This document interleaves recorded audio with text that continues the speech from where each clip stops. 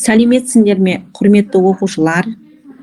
9 сыныппен қазақ әдебиеті сабағын бастайық.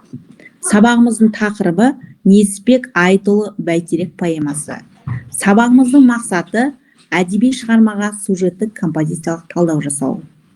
Ал енді балалар, сабағымызға кіріспес бұрын біз қазір қашықтан оқуға бейімделіп жатырмыз. Әрине, оңай болып жатқан жоқ. Осы жағдайда сіздерге айтар кеңесім, ең бірінші сенім керек. Сабақ уақытысы қысқа, тапсырманы уақытылы орындау қиынға соғуы мүмкін. Уақыт бар. Сол себепті қатты қобалжыма. Бастысы тапсырманы дұрыс орындалып, сабақты түсінгені. Ол үшін күн тәртібін құру, шыдамды болу, оқуға деген ынтаны жоғалтпау. Біз сендерге сенеміз.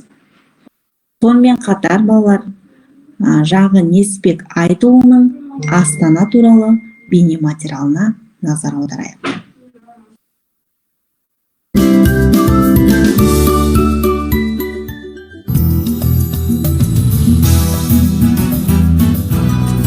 Әрине, Астананың көз тартарлық ең әсем құрылысы Бәйтерек монументі. Құрылымның жалпы биіктігі 105 метр, ал жер астындағы бөлігі 4 метрге жетеді. Бәйтеректің басы шынылы үлкен шардан тұрады. Оның диаметрі 22 метр. Бәйтерек әсем көрініс тудыратын жай монумент ретінде құрылмаған. Ол 1997 жылы Астананың Алматыдан Астанаға ауысқандығының символы. Монументтің бой көтеруіне Нұрсұлтан Назарбаев бастамашы болған. Идея елбасы қаланы ұшақ терезесінен бақылау кезінде келген. Сол арада қарапайым қағаз сулыққа Астананың болашақ символының сызбасын салған. Кейін жобаға жетекші архитекторлар тартылып, Қарағанды металл құрылым зауытында салмағы 1000 тоннадай болатын монумент қаңқасының жеке бөлшектері құйылды. Монументтің іргетасын құю, жер асты қабаттарын салу үшін 8,5 мың кубтан астам топырақ тасып шығарылып, 3000 тоннадан астам бетон құйылды. 2002 жылы көптен күткен сәт кеп жетті. Қазақстанның жаңа астанасының мақтанышы болған Бәйтерек бой көтерді. Бастамаға негіз болған сулықтағы алғашқы сызба нұсқа өзге де экспонаттармен бірге ғылыми еңбектер, марапаттар, ұлт көшбасшысының сыйлықтары тұңғыш президент мұражайында сақталып тұр.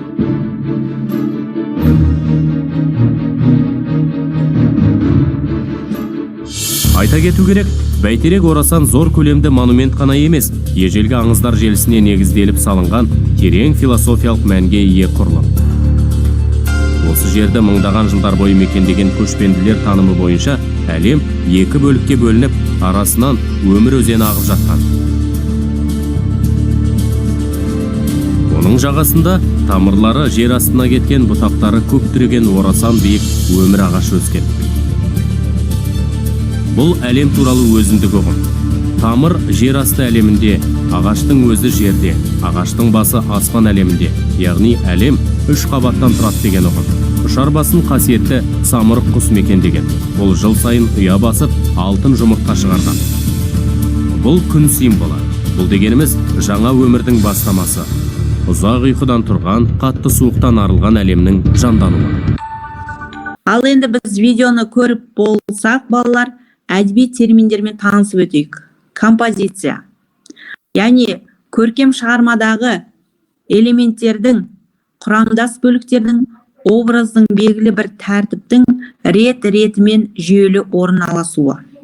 Көркем шығарманың құрылысына талдау жолдары, яғни бірінші сыртқы композиция компоненттерін анықтау, екінші сюжет пен фабуланың құрылымын талдау, үшінші идеялық тақырыптық жүйенің композициялық қызметі, төртінші образдар қатар құрамның жүйесін айқындау, бесінші уақыт пен кеңістік мекен шақ композициясын көрсету, алтыншы баяндау түрлерінің мәтіндегін ұйымдастыру.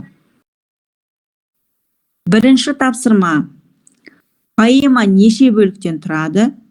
Әр бөлікке қандай тақырып қояр едіңдер? Қанекей, Кім жауап бере алады? Марал айтып жіберейікші. Негізі поэма өзі 10 бөлімнен тұрады. Олардың әрқайсысына тақырып қоятын болсақ, бірінші бөлімін мысалға бәйтеректің жаңадан қалыптасып келуі, ол Қазақстанмен бірге тікелей байланысты десек те болады. Мысалға неше қиын замандардан өтсек те, біз жаңа ортаға қарай аяқ басып, өзіміздің дамып келетқанымызды көрсетуге болады. Ал екінші бөлімге біздің дамып келе жатқан жердегі сатыларымыз. Жақсы. Келесі осы нені поэманың бөліктерін ары қарай кім жалғастырып айтып өз ойын жеткізе алады? Ал Асыл айта ғой. Мен поэманы 4 бөліктен тұратын едім. Ең бірінші оған бірінші бөлігіне тақырып қоятын болсам, азаттықты үнсіз аңсау, екіншісі ол бабалардың аңсары тәуелсіздік, үшіншісі тәуелсіздік, азаттыққа бір қадам, ал төртіншісі тәуелсіздік тұғырым деп бөлетін едім. Ал енді осы поэманың жаңағы бөліктеріне бөлуінің жауабына тоқталып өтсем, яғни 10 бөліктерге бөлінеді екен. Біріншісі поэманың жазылуына түрткі болған уақиға, екінші бөлім бабалар арманның орындалуы, үшінші бөлім тәуелсіздік тұғыры, төртінші бөлім әлем таныған Қазақстан, бесінші бөлім өткеніңді ұмытпа, алтыншы бөлім тарих беті таңдақ, жетінші бөлім Алатаудың мұзбалағы, сегізінші бөлім арқаны бетке алған көш, тоғызыншы бөлім Ақмоланың бәйтеректі астанаға айналуы, 10-шы бөлім мойындау. Жауап түсінікті болатын болса, балалар, келесі тапсырмаға көшсек болады. Екінші тапсырма. Бұл жерде балалар, уақыт пен кеңістік мекен шақ композициясын көрсету, яғни дейін, қазір, кейін кестесін поэманың бөліктеріне тоқталып, жақсылап оқып шығамызда, соны орналастырамыз. Дейін, қазір, кейін деген кестені сәйкестендіріп толықтыруымыз керек. Бұл жердегі жағы сәйкестендіру жолдарын сәйкестендіре алды деп ойлаймын. Яғни дейін, арда едің, асау едің, арқан еткен, төсінге небір бағлан, дархан өткен, Ақмола осы еді ғой, Кенесары бөрінің бекінісін тапқан еткен. Қазіргіге көңілге сәуле құяр сарай нұры, Астана ел тірегі, ел айбыны, кемері шалқып жатқан Қазақстан, мұхиттың аласұрған көк айдыны. Кейінгі, жаһанның жанарында жаңа қала, жұлдыздай туа қалған өл арада, 5 жылда бой көтерген ғимараттар жайнап тұр шомылғандай самалаға. Келесі балалар, әрқайсыларың жалпы осы бәйтерек поэмасы туралы түйіндеріңді, яғни кері байланыс ретінде өздерінің түйіндеріңді жеткізулеріне болады. Ал Қанеке, Асыл өзіңнің ойыңды айтып кетсең осы жерде. Бәйтерек поэмасының негізгі идеясы, негізгі нышаны ол негізгі азаттық, тәуелсіздік болып табылған. Және де осы Нәсіпбек Айтұлының бірер сұхбатын естіп қалған едім, сол кезде айтқан болатын. Бәйтерек поэмасын көп адамдар шатастырады. Негізінде Бәйтерек поэмасында азаттықты бізге ұсынған, осы күнге жеткізген Нұрсұлтан Әбішұлы Назарбаев елбасымыз туралы айтылған болатын. Көп адамдар соны шатастырған, елбасына арнаған, елбасына деген андай ерекше бір көзқараспен қарайды, жағымпаздану деген сияқты қараған. Содан кейін өзінің сұхбатында айтып өткен Нәсіпбек Айтұлы, жоқ олай емес, бәйтеректі мен нышан ретінде алдым. Ол тәуелсіздігіміз туралы айтылған. Сол бәйтерек арқылы өзіміздің тәуелсіздігімізді нығайта түсейік деген сияқты.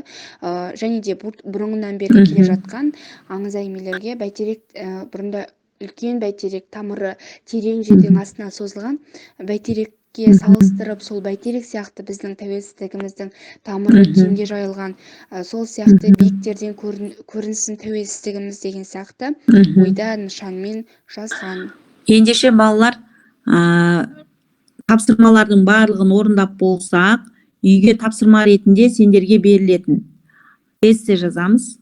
Яғни келесі тақырыптан бірін таңдаймыз. Бәйтерек поэмасының идеясын ғаламдық тұрғыдан талдайтын әдеби эссе жазамыз. Яғни әдеби эссенің тақырыптары: Несіпбек Айтұлының Бәйтерек поэмасындағы сөз етілген соғыссыз бейбіт өмірдің әлемдік маңызын талдап жаз.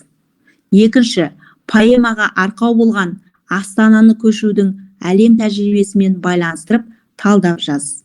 Үшінші, Несіпбек Айтұлының Бәйтерек поэмасындағы айтылған өмірдің мәнін талдап жаз. Төртіншісі, Несіпбек Айтұлының Бәйтерек поэмасындағы еркіндіктің адамзат үшін маңыздылығын талдап жаз. Тапсырма түсінікті болса, осымен сабағымыз аяқталды. Сау болыңыздар.